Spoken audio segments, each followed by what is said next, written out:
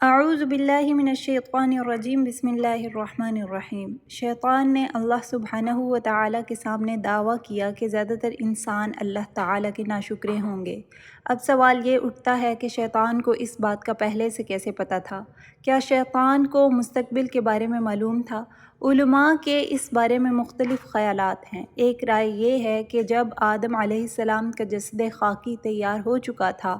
اور ابھی روح اس کے اندر نہ پھونکی گئی تھی، تب ابلیس نے آدم علیہ السلام کے پتلے کے اندر گھس کر اور چاروں طرف سے اسے جانچ پرکھ کر دیکھا، اور تب اس نے یہ نتیجہ نکالا کہ یہ مخلوق اس قابل نہیں کہ اسے زمین پر اللہ تعالیٰ کا خلیفہ بنا کر بھیجا جائے۔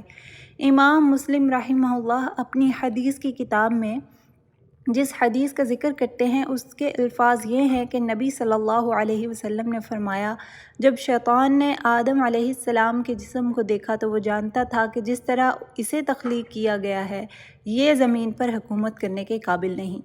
امام النووی رحمہ اللہ کے مطابق اس حدیث میں جو الفاظ استعمال ہوئے ہیں کہ انسان زمین پر حکومت کرنے کے قابل نہیں، تو اس کا مطلب یہ ہے کہ انسان دوسرے انسانوں کو کنٹرول کرنے میں مسائل کا شکار ہوگا، حکومت کرنے میں مسائل کا شکار ہوگا، اور اس کے ساتھ ساتھ اس بات کا یہ بھی مطلب ہے کہ انسان اس قابل بھی نہیں کہ وہ اپنے نفس کو کنٹرول کر سکے، اور شیطان کی بات کا بھی یہی مطلب تھا۔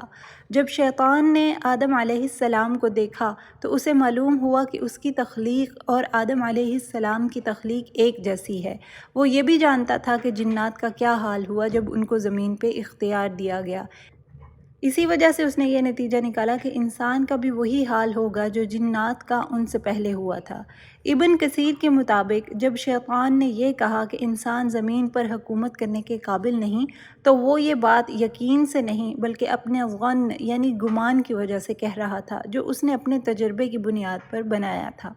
اس بات کی تصدیق اس آیہ سے بھی ہوتی ہے جہاں پہ اللہ سبحانہ و تعالیٰ نے فرمایا، وَلَقَدْ صَدَّقَ إِبْلِيسَ ظَنَّهُ، یقیناً ابلیس نے اپنا گمان انسانوں کے بارے میں درست ثابت کر دیا، اور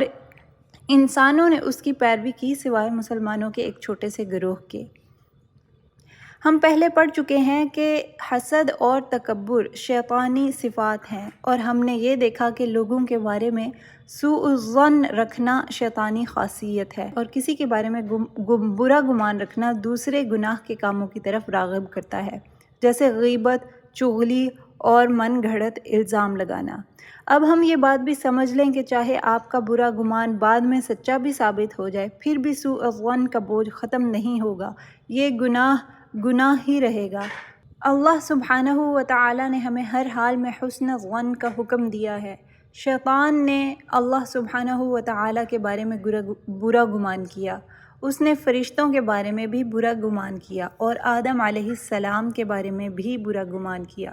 اور انسانوں میں سے بھی کچھ لوگ ایسے ہوتے ہیں جو سب کو برا سمجھتے ہیں، اور یہ رویہ شیطانی ہے، چاہے وہ بعد میں ثابت بھی ہو جائے۔